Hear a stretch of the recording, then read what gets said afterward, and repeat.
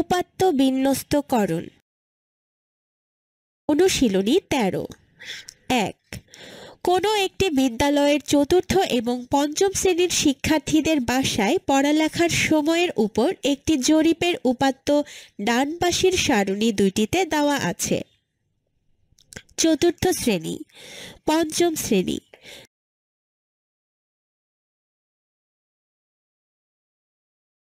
1। প্রতি শ্রেণীতে সর্বোচ্চ এবং সর্বনিম্ন পড়ালেখার সময় কত? 2। চতুর্থ এবং পঞ্চম শ্রেণীর শিক্ষার্থীদের বাসায় পড়ালেখার সময়ের গড় নির্ণয় করো। 3। নিচের খালি ঘরগুলো পূরণ করো এবং আয়তলেখ আঁকো। 4। চতুর্থ এবং পঞ্চম শ্রেণীর আয়তলেখ তুলনা করে বর্ণনা দাও। 5। একই জরিপ নিজেদের শ্রেণীতে করো এবং প্রাপ্ত উপাত্তের উপর ভিত্তি করে সারণী ও আয়তলেখ আঁকো। 2।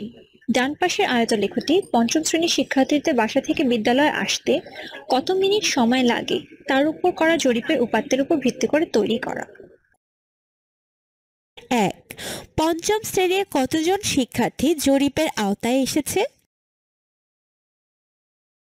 2। কোন শ্রেণী ব্যবধানে শিক্ষার্থীর সংখ্যা বেশি? 3।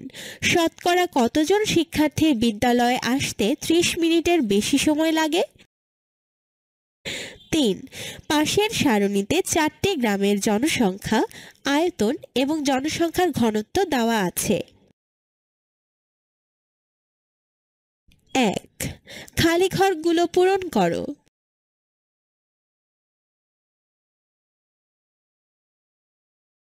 2। কোন গ্রামের জনসংখ্যা সবচেয়ে বেশি, আয়তন সবচেয়ে বড়, জনসংখ্যার ঘনত্ব সবচেয়ে বেশি? 3। কোন গ্রামটিতে বড় বাজার থাকার সম্ভাবনা রয়েছে?